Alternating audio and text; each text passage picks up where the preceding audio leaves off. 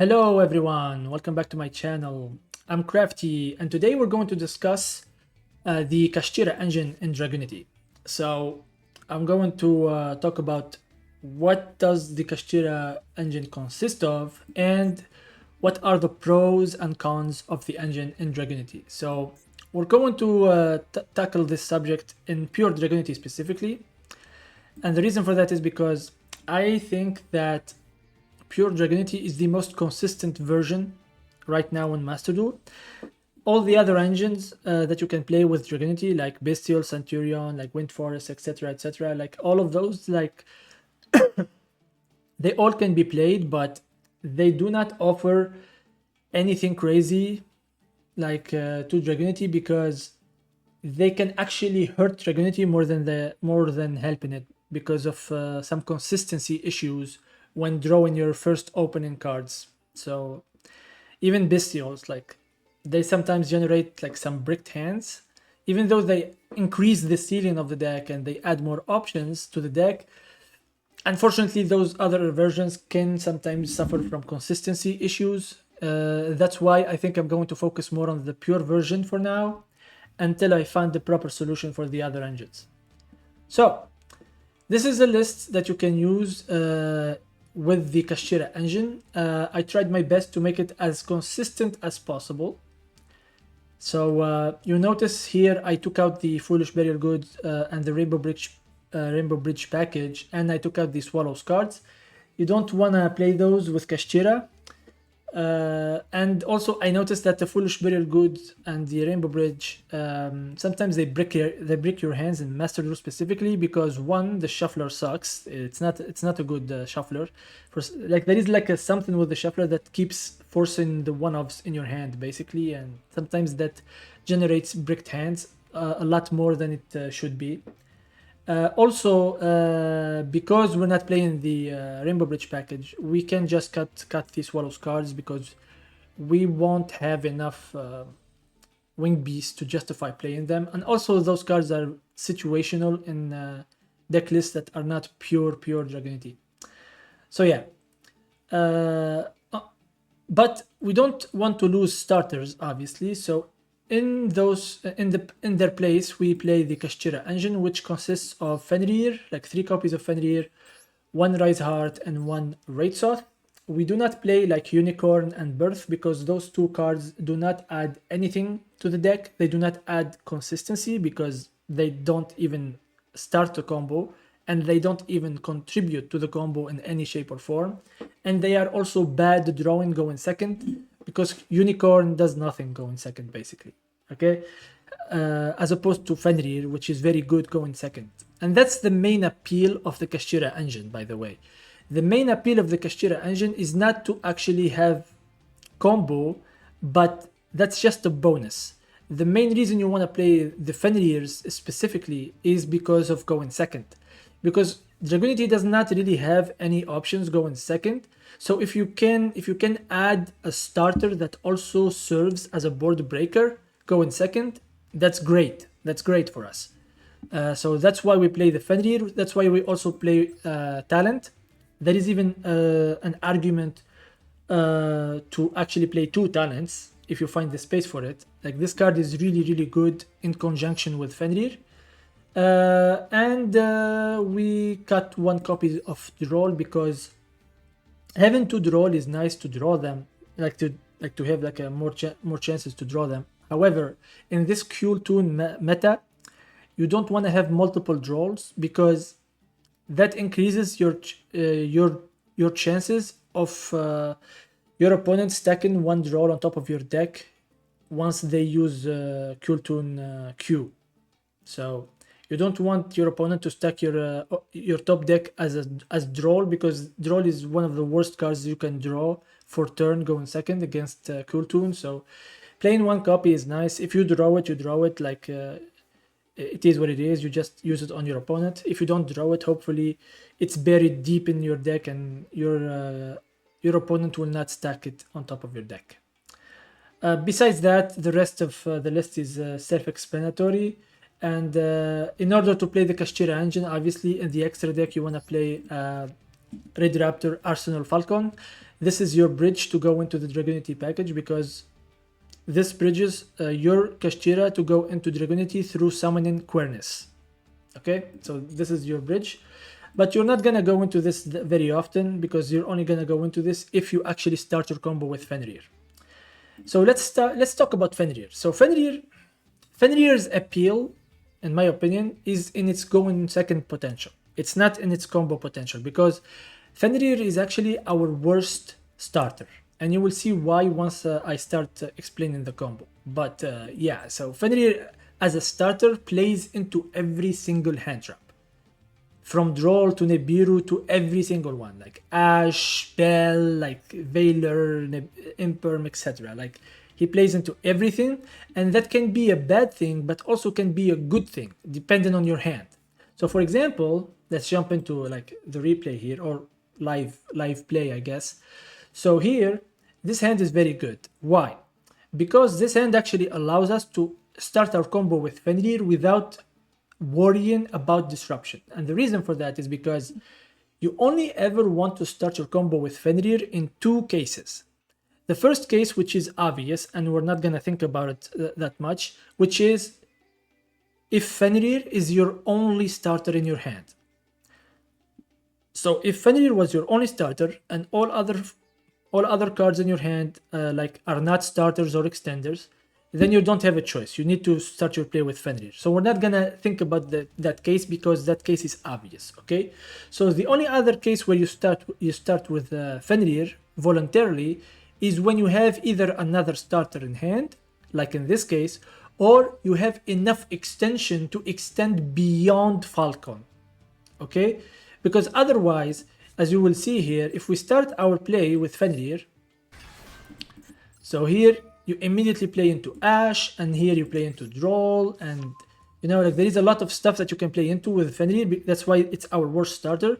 So you don't want to do this if you're gonna play into certain disruption that you know your opponent has, if you're playing in a tournament, or if you're not playing on a tournament, if you're playing on ladder, you don't want to like recklessly play into the Droll, for example. Okay, so for example, if you had Fenrir in hand, but you also had Querness in hand, then every single time you start with Querness, because Querness is the better starter and it plays around Droll. Okay, so you don't want to start your plays with Fenrir. You always want to start with Querness if you can, or you can just simply summon the Fenrir and then normal summon the Querness. However, that plays into Nibiru. Okay, so because you're gonna set up the Crystal Wing on the 6th summon, not the 5th one, because you used one summon on Fenrir. Okay, but if you can afford that, that's even the better play. So yeah, so again, you always start with Fenrir if Fenrir is your only play, or you have enough extenders or another starter in hand. Okay, but if you draw Fenrir plus Querness, every single time it's almost better to normal summon Querness. It plays better into most disruptions. Anyway, now that we got the Rise Heart, what you do here is normal summon the Rise Heart. Don't special summon it with its effect. Normal summon it, otherwise you will get locked into Xyz for the rest of the turn.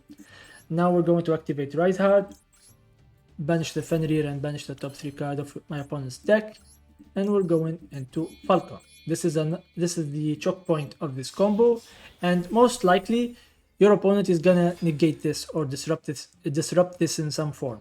Okay, that's why I said you only go for this if you already have either enough extension or another starter in hand, so that you can continue playing if this gets disrupted. Okay, so here we're gonna detach whatever and get the Querness from the deck. Querness is going to activate to get us the Lance. And by the way, ignore these 4 cards. I'm just gonna show you the true Fenrir combo without any discards, okay? Now we activate the Lance, and Lance is going to equip the Falchion. Querness is gonna get back the Falchion, and it's gonna summon back the Falchion on the field, and we're going into a Yugioh.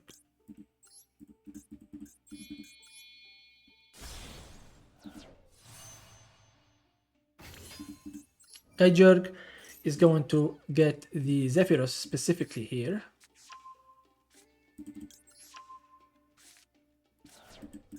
And now Fortune is going to equip Remus from the deck, and Zephyrus is going to get back the Remus and summon itself.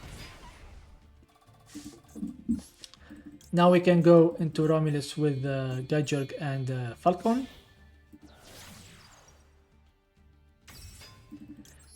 Romulus activates, which gets us Glow. Now we activate Remus to get us Ravine. Activate Remus from the graveyard, summon it, and we're going immediately into Pisty. And as you see, all this sequence, like, it's vulnerable to Nibiru, it's vulnerable to many things, but it's fine because we have enough extension in the hand just by doing the combo. Okay, already the combo gave us Ravine plus Glow, so even if they negate the Pisty, we can still play. Okay, so now we can go into Triple Burst with Zephyrus and Romulus. Activate Pisty to get the Fortune from the banishment. Again, they can negate the Pisty. It doesn't matter. We have enough extension in hand just by the Ravine and Glow, plus the other cards in hand. For example, this hand is crazy. It plays through so many disruption. Now we can go into Georgius. And Georgius is going to summon Lewin from the extra deck.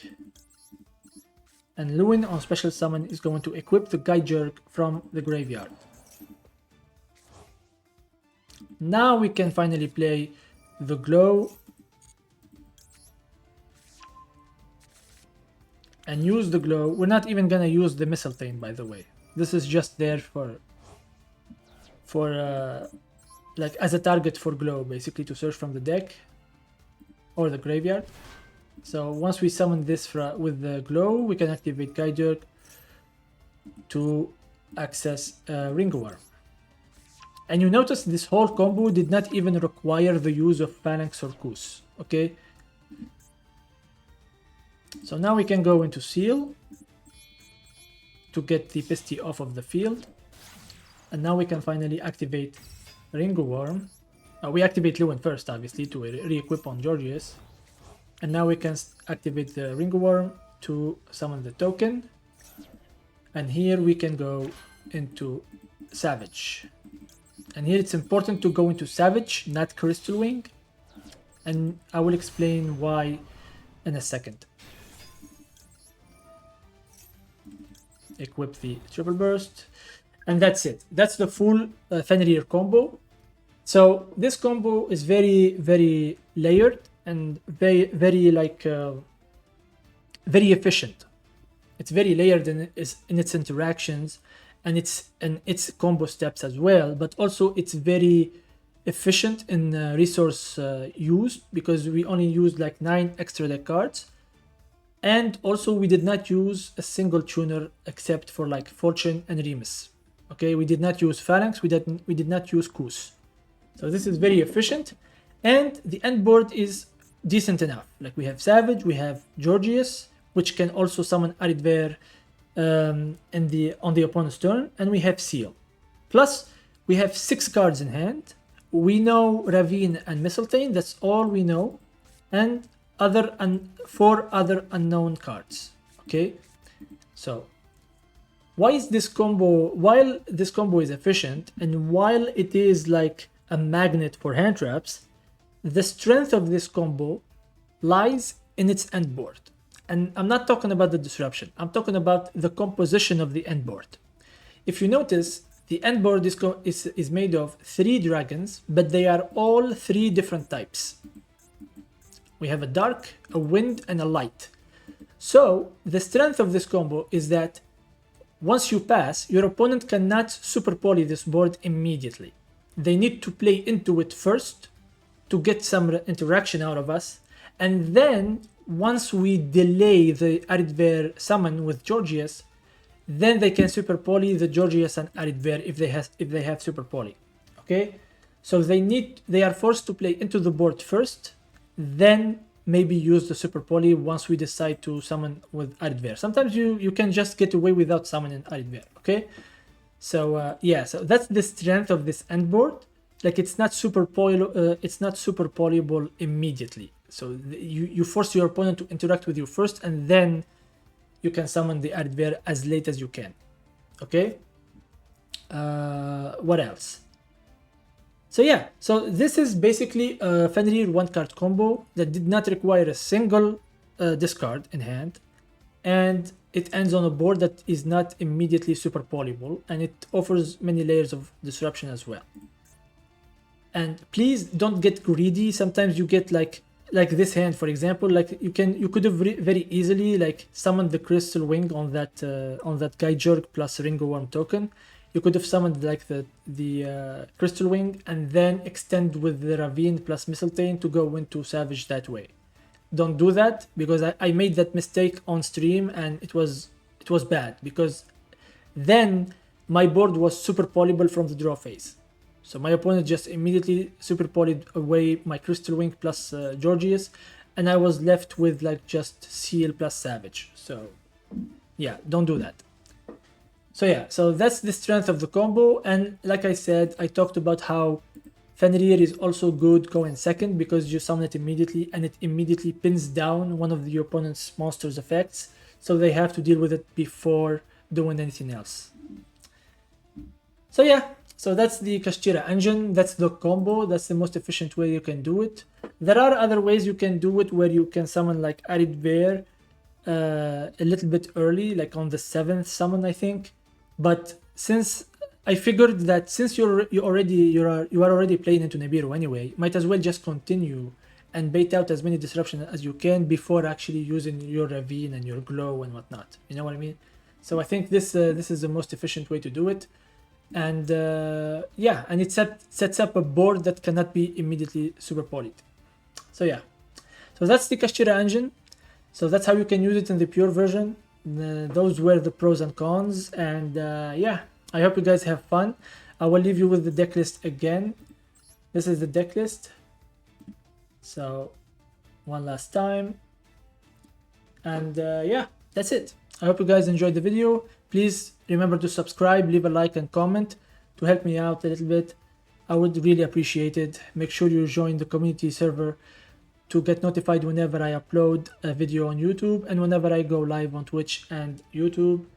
And with that being said, I'll leave you guys with the deck list and wish you a very good day. Peace.